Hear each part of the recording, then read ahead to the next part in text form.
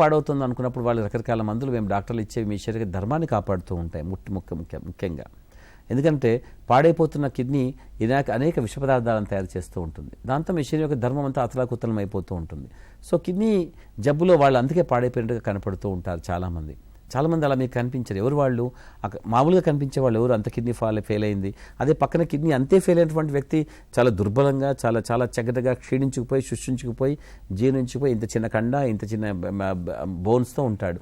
ఇంత తేడా ఎలా వచ్చింది మరి వీళ్ళలో అంటే ఎవరైతే దాన్ని గుర్తిస్తారో ముందుగా ఒక మందులు ఇవ్వడం ద్వారా వాళ్ళ శరీర ధర్మం ఆ మందులు కాపాడుతూ ఉంటాయి కాబట్టి వాళ్ళు చాలా నార్మల్గా ఉంటారు. సో కాబట్టి మందులు ఇవ్వడం ద్వారా మీ శరీర ధర్మం కాపాడుతుంటుంది. కొద్ది గొప్ప ఆ కిడ్నీ యొక్క జబ్బు యొక్క తీవ్రతను తగ్గించడము, దాన్ని చాలా నెమ్మదించేలా చేయడం కూడా మందులు చేస్తాయి. దాన్ని సాధారణంగా మీరు మంచి మందులు చాలా జాగ్రత్తగా ఉండి ఒక పద్ధతిగా క్రమశిక్షణగా మీరు ఫాలోఅప్ చేస్తే దాన్ని మీరు చాలా ఏళ్ళు చేయవచ్చు. జబ్బు వచ్చిందని తెలిసిన తర్వాత 8 ఏళ్ళు 10 ఏళ్ళు 14 ఏళ్ళు 20 ఏళ్ళ దాకా చేయొచ్చు. చూడండి 3 మార్గాల్లో ఒక మార్గంతో ఒక సగానికి పైగా జీవితాన్ని మనం గడపగలిగాం.